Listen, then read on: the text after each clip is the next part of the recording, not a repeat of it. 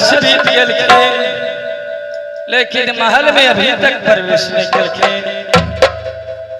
अथवा गुरुदेव ने कल चला, इस दुनिया में कोई किसी को नहीं है बेटा। गुरुदेव ने कल के राम नाम यकलू लूट सके से ना तो छाएगा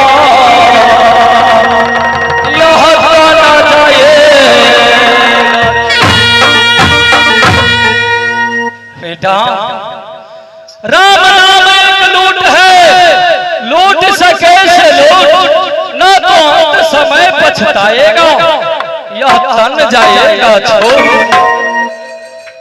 जो ही भजन भक्ति करेगा वही तुम्हारा साथ में देगा।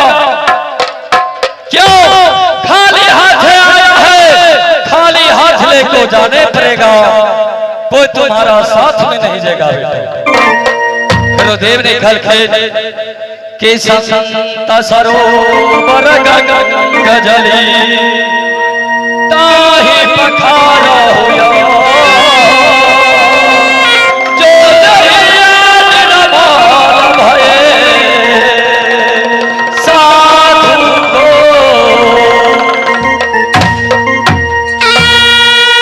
संत सरोवर गंग जली ताहि पखार वंग जो निर्मल भये साधु को सत्संग। महान भाव आई की खेल अपने सबके देखाए रची धौला गिर के लड़ाई कुछ दूर आगे से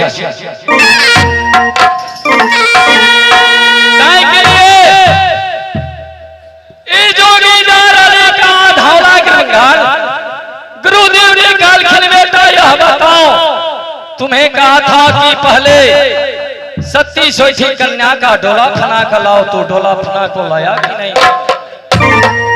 मैंने सती सोची कन्या का डोला फना का अपना दक्षिण शर में रखा। कहा हे गुरुदेव अब मैंने आपको वचन पालन कर दिया, एक बार मुझे ऑर्डर दीजिए। क्यों? अपनी माँ और बहन को जाकर सेवा करेंगे, फिर आपको चरण में आके फिर आपको चरण को भी लेंगे। गुरुदेव गुरुदेव ने कहा चला अभी तुम्हारा जोग सिद्ध नहीं हुआ बेटा। यहाँ 360 को जमीन कहा चंपापुर बंगाल है, सती लाडली का डोला फना को लाओ तभी तुम्हारा कल्याण।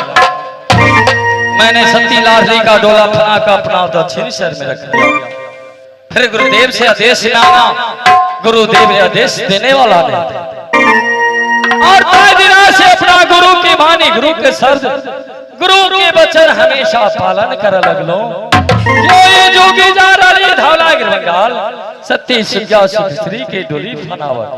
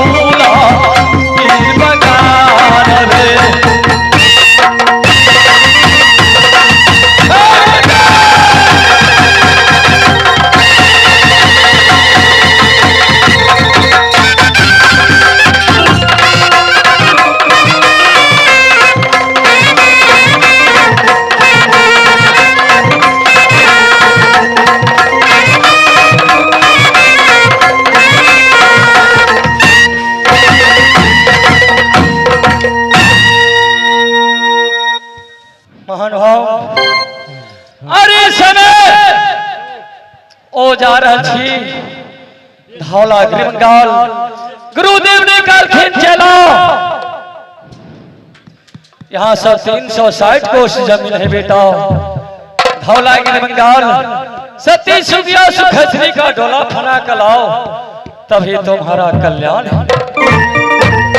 गुरुदेव की वाणी गुरुदेव के शब्द गुरुचरण के बंदगी ले लो और जा रहा छी कहां धौला ग्रीमगाल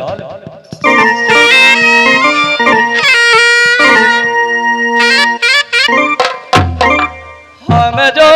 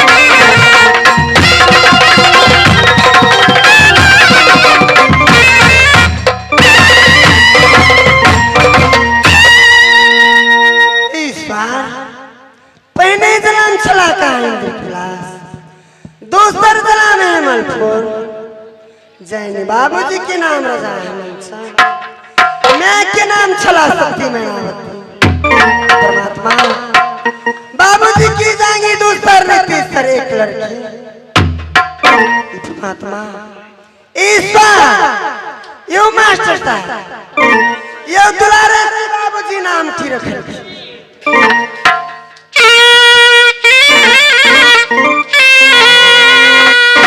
या बगै दुलारा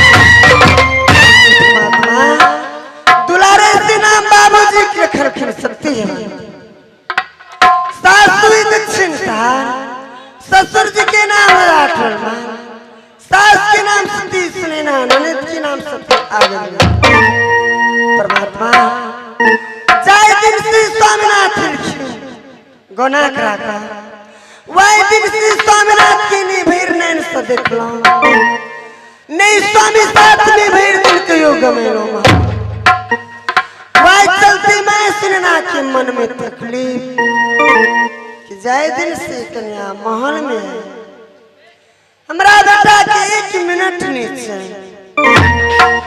ईश्वर ये परमात्मा ये मास्टर ये हमरा में की गलती तो एक ईश्वर में दूसर स्वामीनाथ में तेसर एक समय की परमात्मा गोना करा के दीदी कोबर की विधि नहीं पूरा की गोना की सारी तकलीफ नहीं हाथ की कंगन नहीं तोड़ की चल दिलखिन गुरु की निगाह उस समय में समझे कम से कम कोबर की विधि तक पूरा फली कल खिन ब्याही अपनी 8 रोज की वदा बना कर जाए 9 रोज में अपने महल में प्रवेश रहा अपनी क्या चिंता कर 9 रोज की 12 बरस बीत रहा है अभी तक महल में नहीं उनका चलते मैं सुनना बारे में